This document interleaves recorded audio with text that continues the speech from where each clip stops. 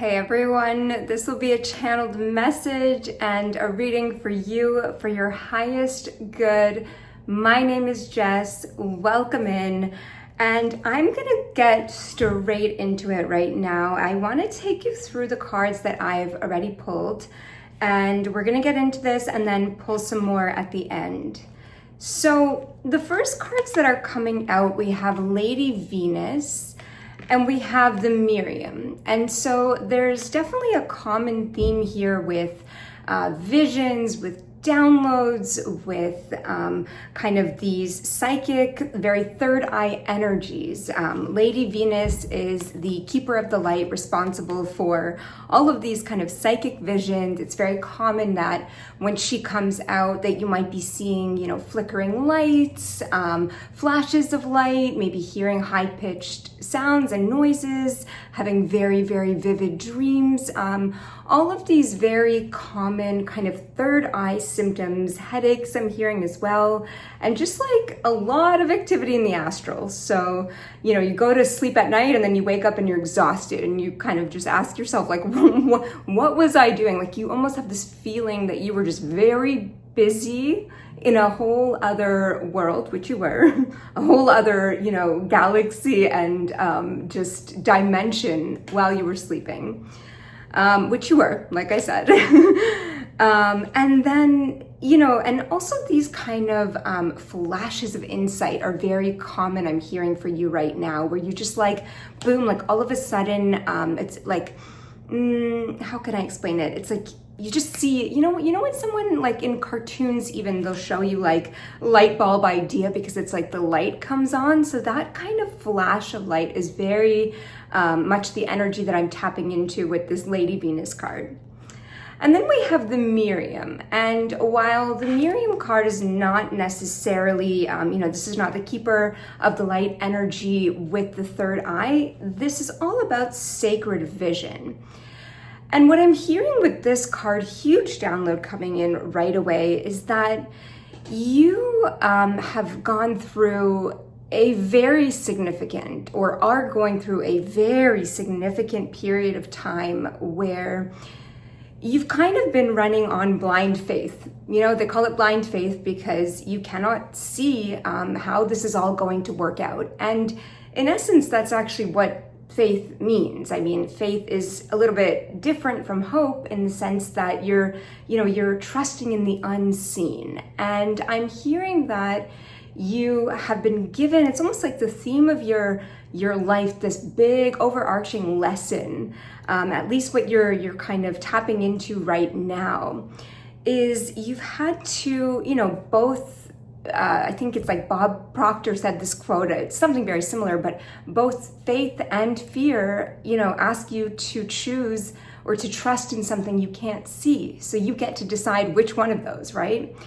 And I almost feel like that faith versus fear struggle or battle has been, you know, this pendulum swing or this yin yang, this back and forth energy for you for a very long period of time. It's almost like you might even go through these cycles where you're kind of like, you know something, right? Like there's like, you know something, right?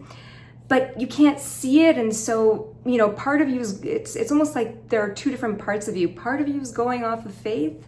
And then the other part of you is like, well, what if? And that's obviously a very common struggle for all of us humans, right? That's kind of one of the biggest hurdles is like, you know, if you end up fearing the future, then you kind of don't do anything and don't take any action. And if you have faith in the unseen, you know, that could result in miracles, but it could result in, you know, disasters as well. And so it's like, which one do you choose, right?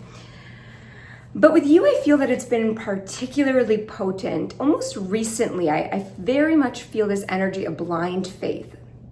And so I do feel, and I'm almost being given this download when I see this Myriam card here, that you've had to run, and you have very gracefully, successfully, and just beautifully, like it's been really an act of grace the way that you continue to solidify your faith and to choose that faith. And I almost feel like that faith muscle has become stronger and stronger as you continue. Okay, which one am I going to choose? No, I'm going to choose to trust God, my creator, source. And the continual choosing of faith that you have demonstrated in your actions and decisions has ultimately strengthened the bond between you and source, right? Because you're putting your trust into your creator. And even when things don't necessarily go your way, right? You still continue to choose faith and say, okay, there's a greater plan here. And I'm really hearing like that you're coming to the point where, source wants to like pop in right now and just say like, I don't know if thank you would be the right word, but kind of just this acknowledgement of like, I know that you're trusting me. It would be a thank you energy, an energy of gratitude is how it would be felt on your end. But it's kind of, the reason I'm kind of being picky about the words is because like, source knows that your best interests are always at heart. So there's like, obviously you don't need to thank God, but, the way that humans interpret those kinds of things is like, well, okay, phew, you had my butt covered this time, thank you. So it doesn't really work like that with source. I believe that God is always on our side, but putting all that aside, you have really just strengthened this faith muscle. And it's almost to the point where you have been able to block out, in many ways, external circumstances, not to the point where it's like just having no discernment and it's not wise to do that, but to the point where you're like, it'll catch up. It's almost like, we have this saying of, I'll believe it when I see it. And you have really done the beautiful and difficult, this is difficult work, to switch that around and to recognize that you will see it. You will see the result of whatever that thing is the moment you really believe it. And so your work that source is congratulating you on at this moment is, like I said, choosing faith, is deciding what you are going to believe and then trusting that you will see it. And it's almost like as a gesture of thank you, because of how difficult, I have to say, it has been for you to continue to choose faith and to continue to just believe in that unseen without getting too worn down, like coming this close so many times to being like, okay, listen, I can't, there's only so much I can believe. But it's like, as a gesture of thank you, I'm getting this download that source has placed in your vision, almost a flash preview. You might, and I believe this has already happened, or it's going to happen within the next hours from when you're watching this video. But this is going to be the kind of vision I'm hearing that will heal your hope. And this makes a lot of sense because the card coming out after this is hope. And this came out, right after the sacred vision. And so this is a vision that is going to, it's almost like a flash of what's to come. And you might, the thing is, you might not even see it visually. And so what I'm getting at here, the reason I kind of started off by pointing out that the first two cards, Lady Venus and the Myriam, they're all about the vision. What I'm leading into is to tell you that this is not actually a third eye chakra awakening, even though it might feel like one, even though you are likely getting symptoms. I think I said headaches already, but that's a big one. Blurry vision, just all these very third eye awakening kind of associations. What's actually happening here is this is a massive and just monumental crown chakra upgrade that you're experiencing right now. And I will explain why this is crown chakra. So first of all, the card I pulled to clarify is the crown chakra upgrade card. So of course, being a spiritual detective, I pieced that together to understand that this is a crown chakra upgrade. But no, in all seriousness, I want to take you through. I'm being guided to just kind of explain this a little bit more so that you can understand for yourself why I'm saying that this is a crown chakra upgrade. So first of all, our 7 main chakras, but just in general, the chakras, all of our chakras are said to be spinning, right? They're kind of spinning, but they're at different rates. And so, the root chakra, which is the first chakra, spins, it's the most dense, right? It's the chakra associated with materialization. And so it's the most dense and therefore the most slow rotating or slow spinning wheel out of all of these, main wheels or energy centers that we call chakras. While our crown chakra is the most, of course, light, and kind of because of that, it spins at a very, very fast speed. And if you've ever heard the expression Godspeed, right? Or if you've just ever, like I think it's kind of, those things that come together at lightning speed beyond human, like physical 3D understanding. That's how it's coming from a place much higher. It almost feels to us on Earth that things are falling into place because we have no other words or energies or ways of expressing such a fast coming together and materialization other than the word, like it fell and it happened to fall into place.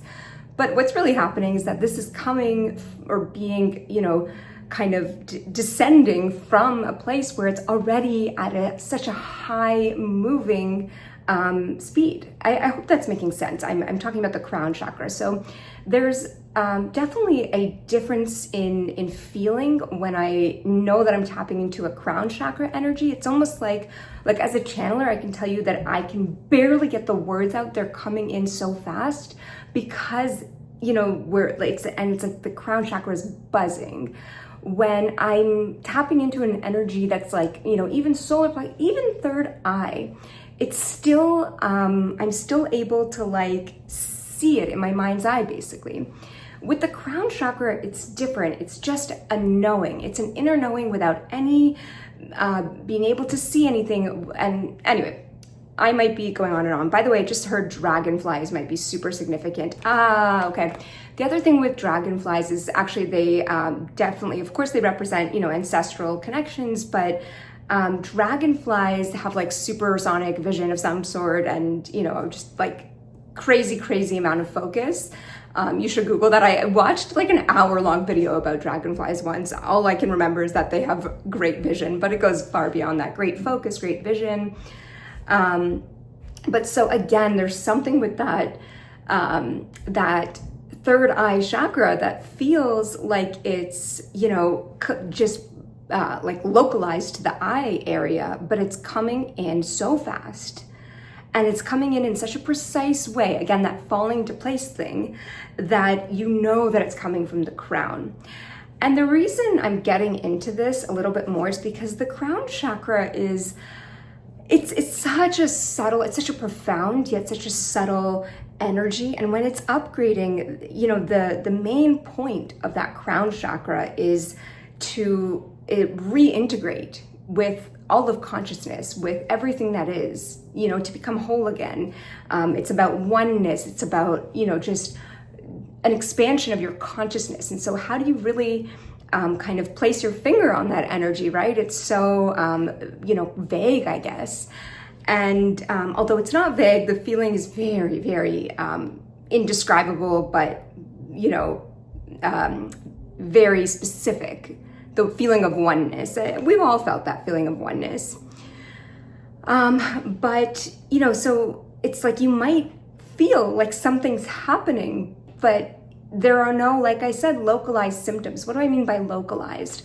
Each of the chakras, you can kind of get these clues about when you're having an upgrade, let's say in any particular chakra, because there will be some pretty, sometimes more obvious than others, but it's like throat chakra, problems with your voice, not speaking up, speaking too much, not being authentic. It's all about expression of self. And so the symptoms of a blocked throat chakra and the symptoms of an unblocking or a throat chakra that is being upgraded or unblocked is like, very much connected to the throat.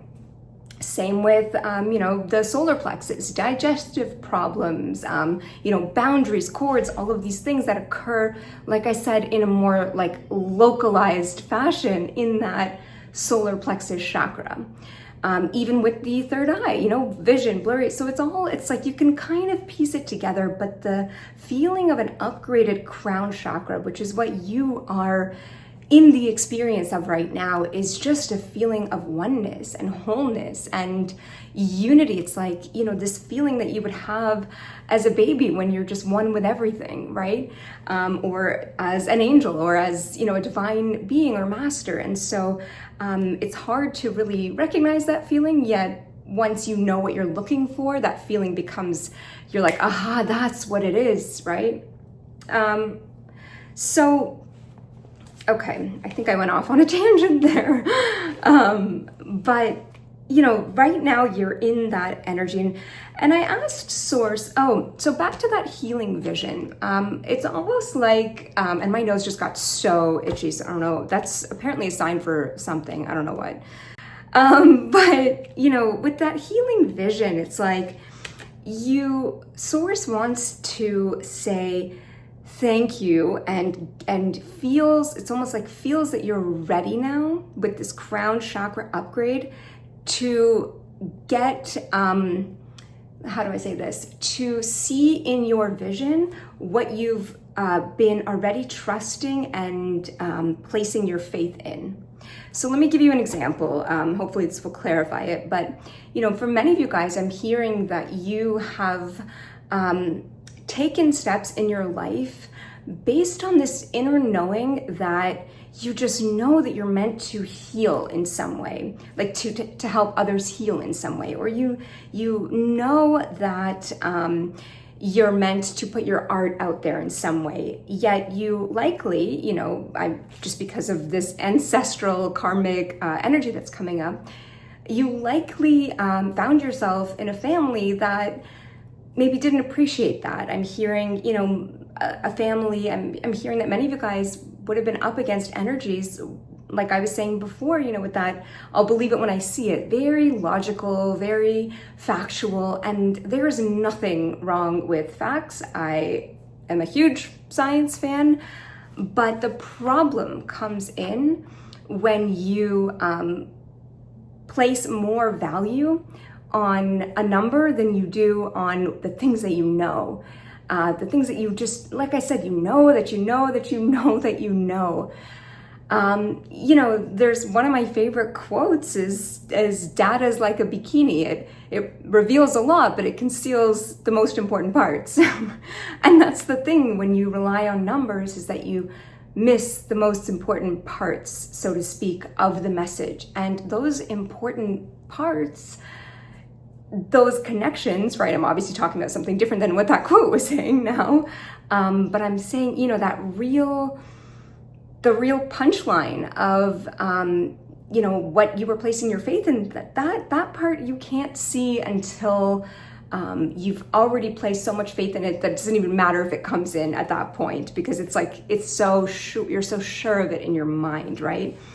So back to this example of someone, let's say you come from a family who's very logical and tells you, well, you can't be an artist, or, that's not a job, or, 70% of whatever don't, insert any statistic. And you have made this decision. And again, this will apply maybe even in more than one area of your life. You could have, you could be finding yourself constantly having to just go against the grain in all areas or many areas of your life. But it's like you were like, no, but I just know.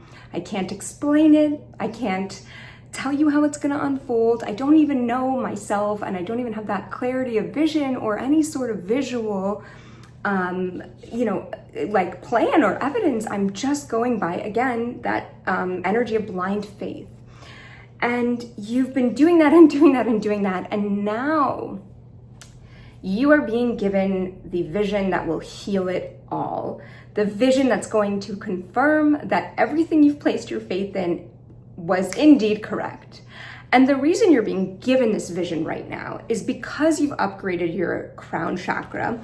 And, I asked Source, like, why did why did that crown chakra upgrade have to, like, come from the vision cards first? Like, why couldn't you just, like, get the message? You know what I'm trying to say? Like, why couldn't you just get that crown chakra upgrade without having to go through all the blind faith kind of a thing, right?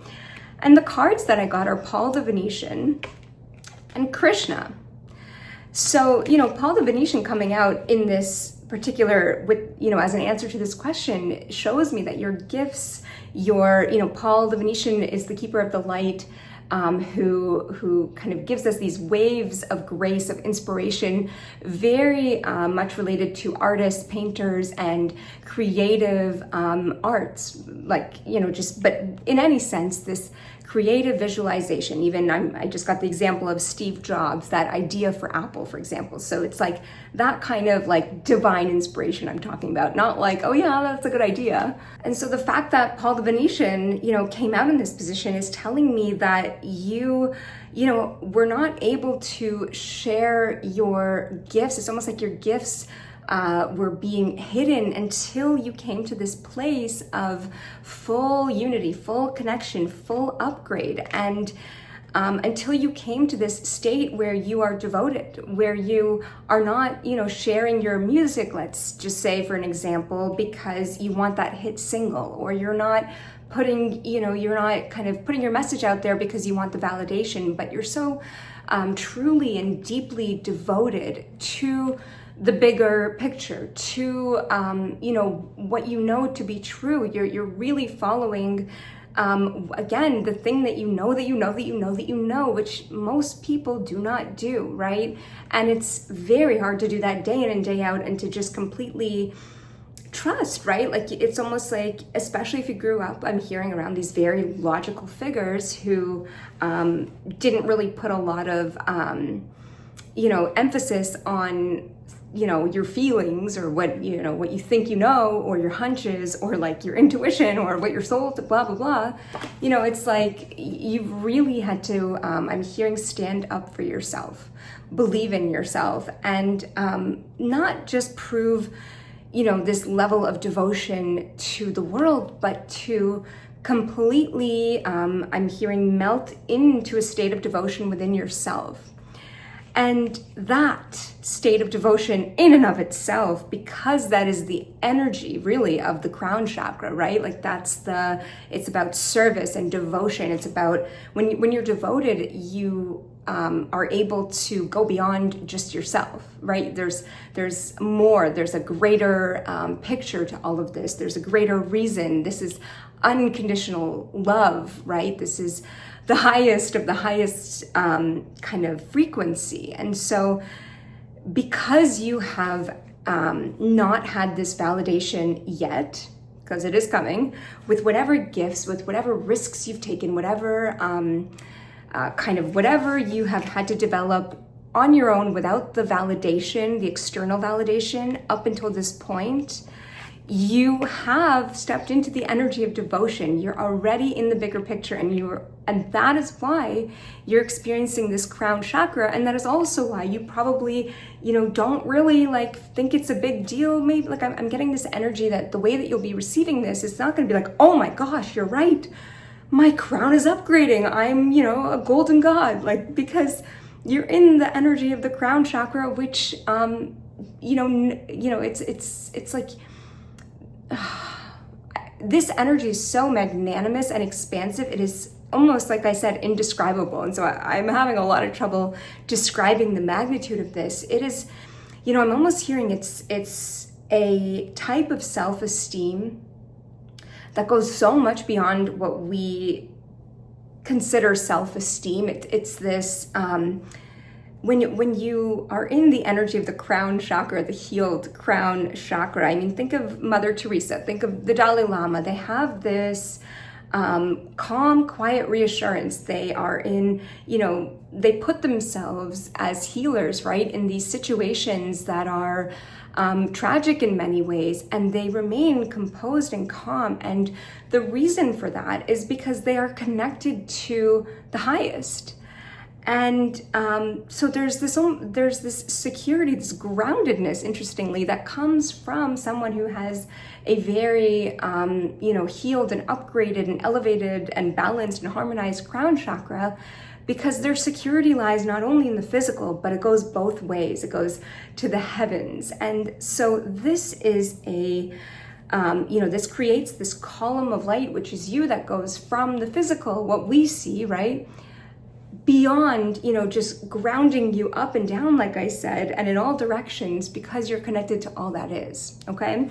So I know that this is a little bit, like I said, expansive, but I think that you will be able to receive the frequency of what I'm saying, and you'll know it to be true.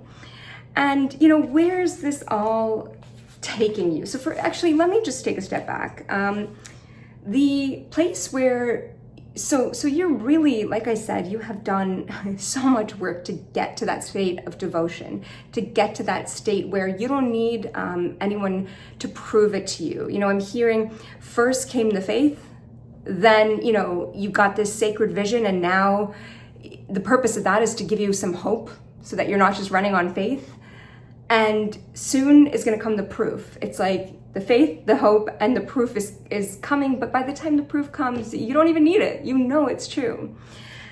But the work that you've done up until now has been a very internal process. And yes, because your crown chakra is upgraded, and because you have tapped so deeply into that energy of devotion, you are, in the energy of oneness. But it's almost like right now you need to reintegrate what you know and all that you've experienced, and how far you've grown. It's like you're at this almost last stage, like this is a small hurdle that you can overcome, and that you're being asked to overcome now, is to now recognize and reintegrate yourself into the world.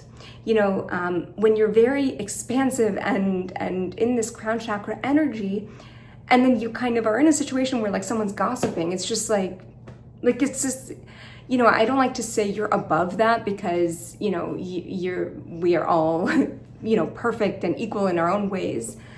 But it sort of just doesn't, it's so small compared to where you are. But you're now being asked to, how do I explain this? To stay in that energy of the crown chakra, but to bring it back down to earth, and to kind of look at it with this lens of compassion for all of the people who have been in your life. Maybe even those people, the very logical ones that kind of drove you to do things differently in the first place. Now you're being asked from this higher perspective to recognize the intricacies and the kind of matrix of how we're all created, right? We have the divine matrix card coming out, and how amazing is this? We have Babaji from a different deck, and Babaji is all about, right, it's the energy of yoga, which is union, right? Reintegration, your soul and your consciousness expanding, this crown chakra energy. And of course, the divine matrix is, this interconnectedness of life. And this actually reminds me, one user, Leo Jr., I don't know if I'm saying your name correctly, so you'll have to let me know in the comments, but you asked me on one of my shorts about quantum entanglement, what I was talking about, and to be clear. And so this is the perfect time to elaborate on this. I hope that I'll be able to, obviously if you're watching this video, you're tapped into this energy, but the whole point of that short. So, I did this short on YouTube where I kind of explained quantum entanglements from the perspective of coffees and bagels. So let me give this another go. Let's say that you go through a drive-through, right? And just bear with me for a second, okay? And you get two things. You get a coffee and you get a bagel, right? And you kind of drive up to the window, and the barista hands you the first item. And the first item that they hand, like you see it's a coffee cup, it must be your coffee. So because you got your coffee, you automatically know that the next item that's going to be given to you is what? It's your bagel, right? Because you got a coffee and a bagel, you got the coffee. And so the whole example here is that, okay, you know, a coffee is a coffee and it's a completely, right, seemingly separate object or item from a bagel, right? Like coffees and bagels are two different menu items. They're their own entities. So if that is true, well, how did, you know, you receiving your coffee give you information to tell you that the bagel was coming next? Well, you know, there's this interconnectedness on such a quantum subtle level. And so this is a metaphor for how all of us are connected. It's like, I'm Jess and you're you. And, you know, I'm going out here doing my thing, being whatever, making decisions and, you know, putting my art out there or not or whatever. And I, you know, may not think that I'm affecting someone who's halfway across the world. But what quantum entanglement is, you know, pointing out is that actually my actions and decisions on a very quantum level affect others. And there we are all interconnected on such a subtle level. And so this is the energy that you're being asked to tap into now so that you can kind of continue with this upgrade, with this, not even the upgrade, it's like the upgrade is happening, but so that you can integrate it, actualize it. And, you know, you are a human if you're watching this, I'm assuming, here on this earth. And so there's an element, you know, of like, sadly for me, because I would love to live in the ethers all day long and, you know, in the astral and whatnot, but there is a need for us to harmonize with the 3D that we are playing in right now, at least while we're in this dimension. And so you're being asked to, and it's difficult to both expand and contract at the same time, to both be in this elevated energy of oneness, but yet be of this earth and, you know, around people, like I said, who are like randomly gossiping and you're just like, what? Like, you know, it's so, they're just so polar opposites. So that is your work right now. I'm hearing that's what you are being asked to focus on. And like I said, it's not this crazy, difficult, you know, like hurdle for you because you've just been through so much, but it is one that's going to take this awareness shift, recognizing, okay, crown and earth, they are, you know, worlds apart, so to speak, and yet I'm being asked and needed to integrate them. And what's going to happen as a result of this is that the rest of the story of that vision that was placed in your mind is going to be allowed and given the opportunity to unfold and to manifest in ways that you can't even imagine. But you need to do the step of basically coming back down and integrating with Earth so that the physical can actually show you what you've already known this whole time. And so this is a very exciting energy. It's this energy of like, okay, like, wow, you know, it's almost like when you order something online, it's actually not like this, it's much greater, obviously. And like, let's just say you pre-order a book that you're really excited about. With a pre-order, like you don't know when it's coming. And then you randomly open the mail one day and you're like, oh my gosh, the book is here. And it's like, of course you knew the book was coming. You never doubted it, but like, it's here. Like you get to read it now. So, you know, on a really ridiculously like different and lower scale, that is the energy of what's happening in your life. But this is exciting. Like, you know, the whole energy here is one of hope. And, you know, hope, like I said, is different from faith in that you're going to be getting the signs now. You're going to be getting these visions, these little, you know, pieces starting to come together. And you might already be seeing that. I hope you are. But like I said, this is going to unfold very, very naturally. And you have really done all of the work to get here. So also part of this message is you recognizing like, whoa, cool, yeah, I actually am in this upgraded energy of devotion, and that is aligning my crown chakra, and I didn't even realize I was doing that because I was so elevated. So that's a very cool energy to be sitting in. Congratulations to you. So I want to leave you guys off with a meditation card. I you know, definitely feel that meditation, or at least some form of contemplation, just where you know, contemplation will be very significant for you right now. It's really a process of, like I said, expanding and then bringing this down through your awareness. There's not much doing here, but there is like a kind of a mind-bending, perspective that you're being asked to like tap in and out of. So, and that is probably why the dragonfly was coming up as well. Also roller coasters, I just heard, but that's kind of the same energy of like, you're kind of going upside down in circles and you're just like, right, like very fast energy. So let's see, I want to get you a kind of affirmation or just something to contemplate on so that you can bring this all together, so that you can kind of harmonize and integrate and connect back to that oneness of life, that divine matrix. Okay, so thank you, angels, guides. Okay, perfect. This is so wild. Okay, so this is the contemplation. It says, I will give my loved ones as much of my undivided time today as they want. And then on the back of the card, it says, you were made for giving. So this is, just the most brilliant way to bring this all together, because here we have this expansive statement of you were made for giving, something that you've been living day in and day out and demonstrating through your energy of devotion. Yet the opposite side of the card is telling you to give your undivided attention to those loved ones, the loved ones who are here on earth. And so there is absolutely this message of, okay, I was made for giving. I was made for unconditional, acceptance and love for all.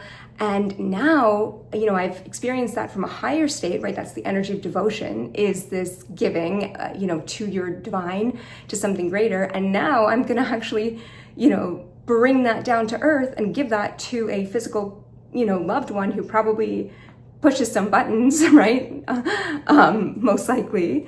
At least at some times, but I'm going to transfer or to just like take that same energy that I'm already tapped into, but bring it down to earth and apply it to a loved one, to give them my time. And so that is kind of, mind bending. Like I said, I don't know, I'm actually like, it's processing in my mind right now, and I'm thinking how I'm going to apply that. But that's kind of a wild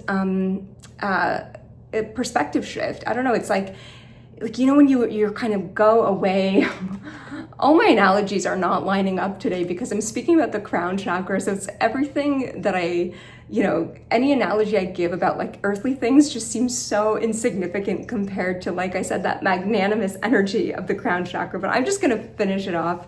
Oh, I should have just finished it with this beautiful card.